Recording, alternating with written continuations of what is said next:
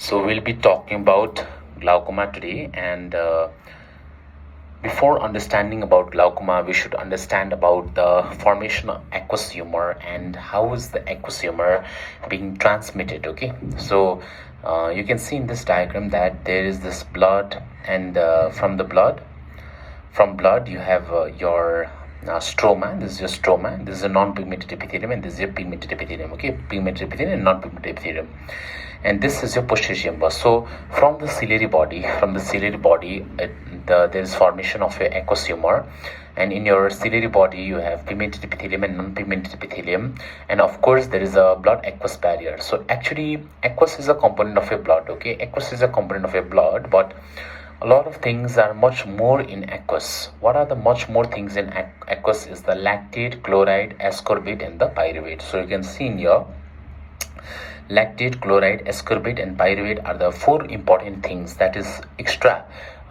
than your plasma, which makes your aqueous much more special. It makes your aqueous special.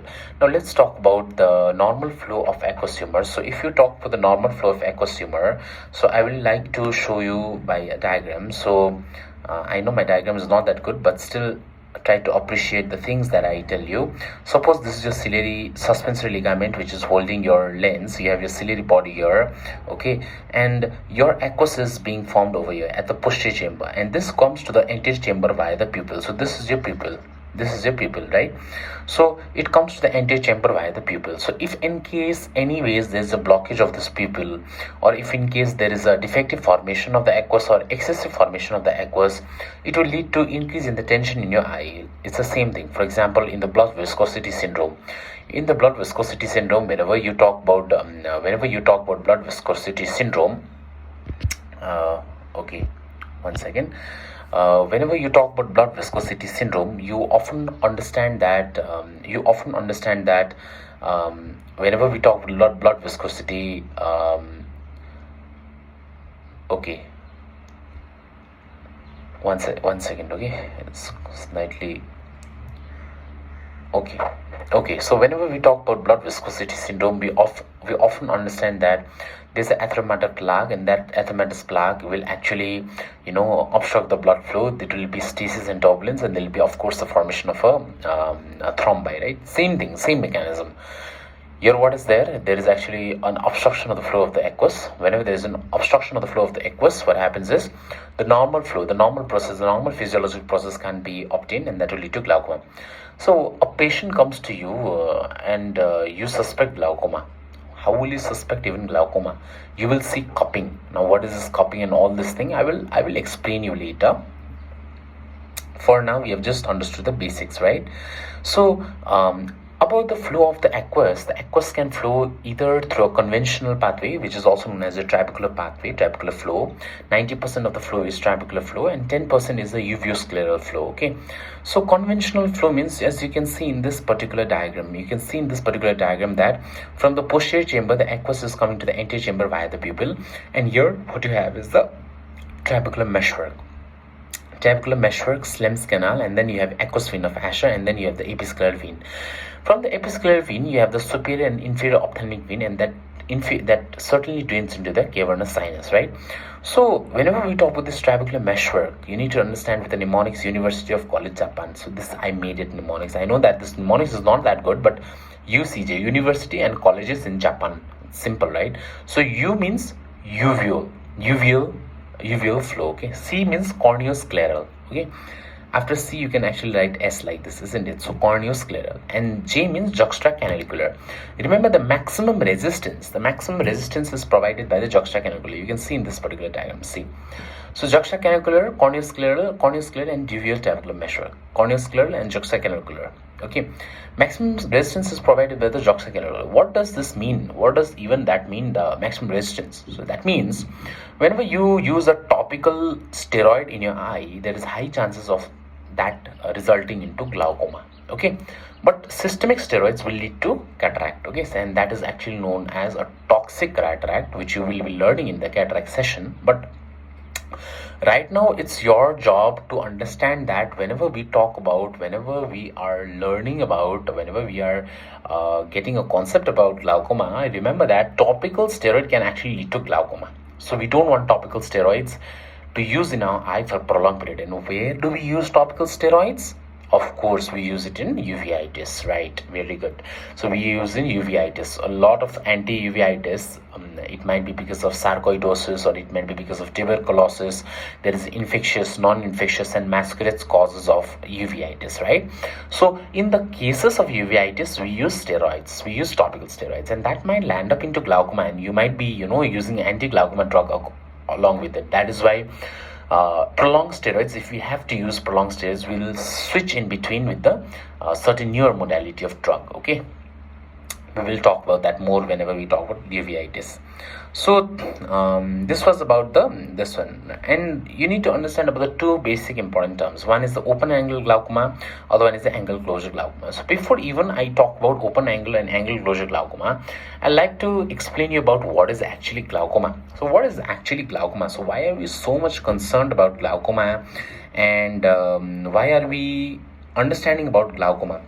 So I like to teach you from this one, right? So glaucoma is actually not an increase in the intraocular pressure. It just does not mean the increase in the IOP. Okay, so glaucoma is actually, it has a triad. So these are three triad. One is a visual field defect, other one is a optic nerve defect. Okay, optic nerve defect, visual field defect, and IOP changes. Okay, IOP changes is plus minus. So there might be IOP changes. That means there might be an elevated IOP. And what is this IOP? IOP means the intraocular pressure. Okay, that intraocular pressure is responsible for actually making an integrity of your eye. So if that intraocular pressure is not maintained well, then you might land up into thysis bulbi. So what is thysis bulbi?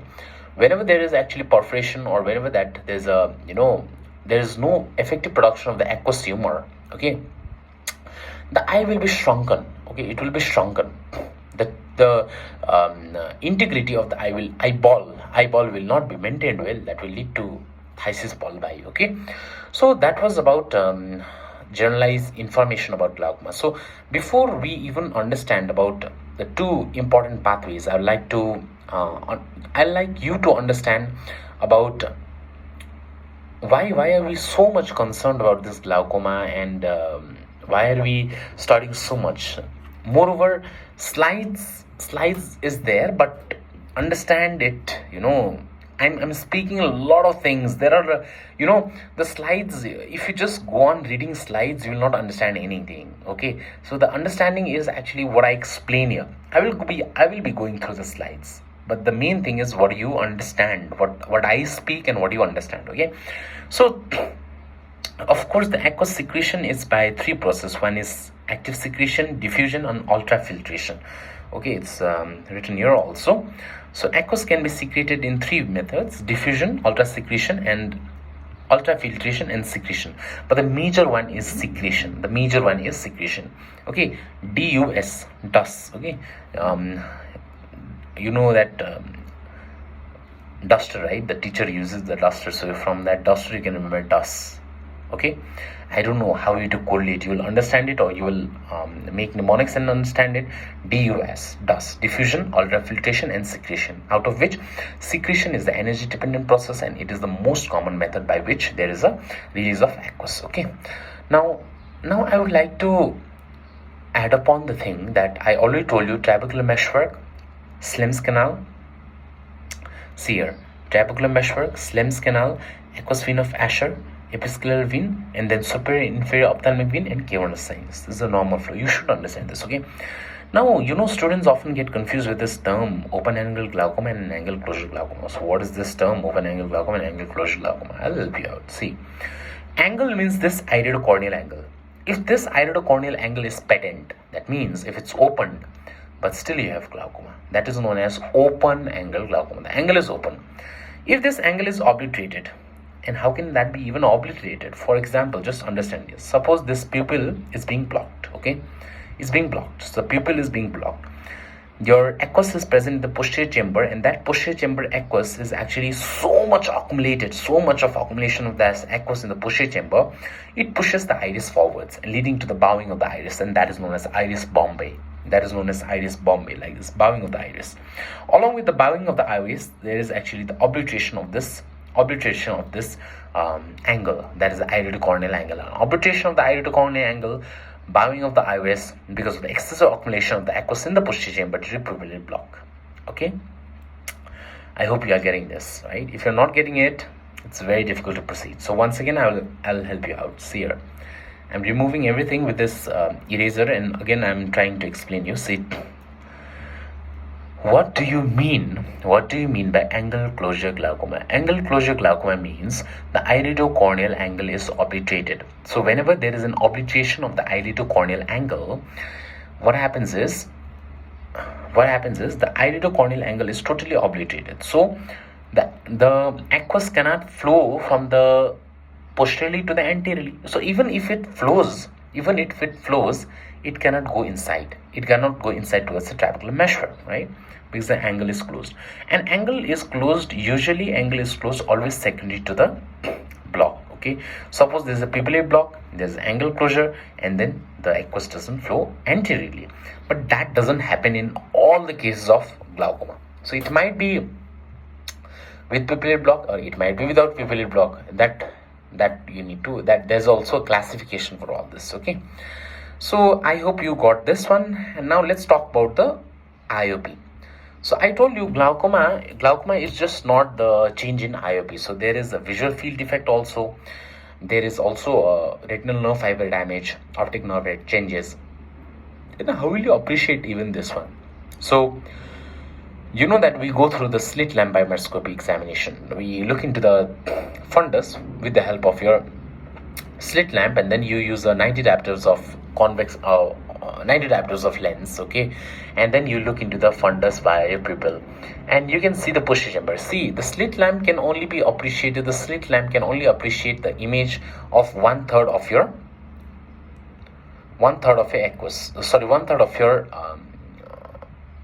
vitreous cavity. Okay, so the slit lamp, okay, the 2/3 and the retina, it's only seen by that lens, by the thick lens.